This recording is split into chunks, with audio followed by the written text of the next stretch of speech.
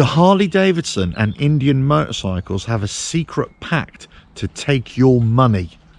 Let's get into this one. RevelatorAlf. Hello, welcome to RevelatorAlf. I hope you're all well. So this video is all about the notion that Harley-Davidson could be in league with their arch enemy, their nemesis, let's say, their major competitor, to keep prices artificially high. They're matching their prices just so that regardless of which brand you go to, you're going to be paying a lot of money. Surely this can't be true, surely. So I was reading an article the other day and they're talking about the financial situation of many of these well-known American brands in the automotive industry, and they were talking about various companies, but they also talked a little bit about certain manufacturers like the likes of Harley-Davidson and Indian. There were certain markers where they thought there might be some kind of an agreement to keep these prices high, because they're looking at motorcycles that were almost like for like, lots of similarities in terms of performance, in terms of features, that kind of thing. And they thought, well, actually, should these be that high? Could they come in at a lot lower? And where's the competition between the two? So that kind of got me thinking, surely there isn't a price fixing issue going on? Surely they're not keeping their prices higher regardless of what the competition is doing? Now, of course, the conspiracy theorist within me would kind of say, surely this could be a distinct possibility. I mean, when you look at the two companies, and yes, one is a lot bigger than the other, but Indian, let's say, for example, have got massive backing from Polaris or whoever their big backers are these days, but they're producing very similar bikes. They're in the same market, they're in the same field. Harley-Davidson have their traditional motorcycles, but they're coming out with the liquid cool variants now.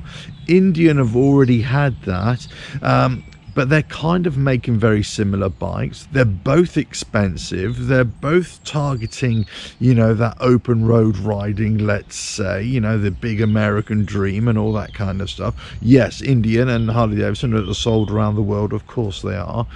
But predominantly it is an American market and a Canadian market. Yes, and of course there's a European market as well. You know, Harley-Davidson is still outselling Indian, but they're so close, aren't they? They're so close in their prices, in their designs, in the way they're riding, and what kind of riders they're attracting.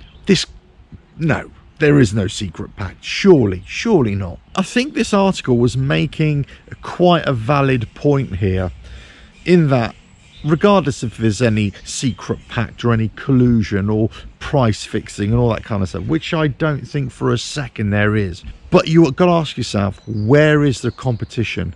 Where is the competition to drive down the prices of these really expensive bikes and their expensive modes of transport these days? These aren't just bikes for the masses anymore. These are bikes for people with very deep pockets who may not ride every day, who are, you know, or, you know, they may even ride just once a week or once every couple of weeks, a couple of months. You know, they hardly do any mileage a year. They're almost toys, playthings for people.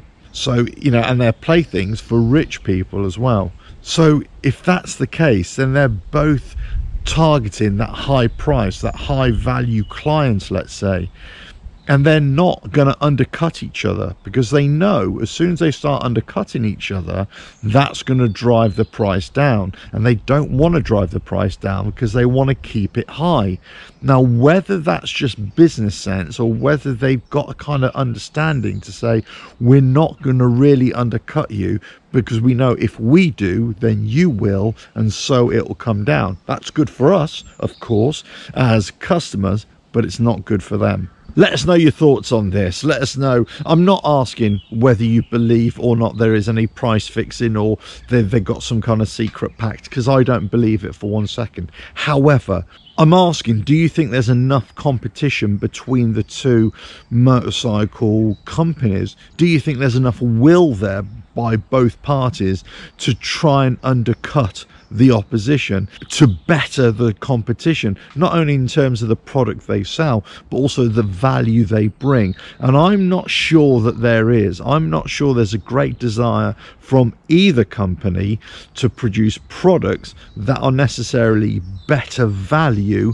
than the other, and certainly not products that are coming in a lot lower than the other, like for like products, as it were, as a tourer against tourer, a cruiser against cruiser, so on and so forth. Let us know your thoughts in the comments below. Don't forget to subscribe, hit that bell, like and share. Check out the website RevelatorAlf.com, and I'll catch you again. Ta-da!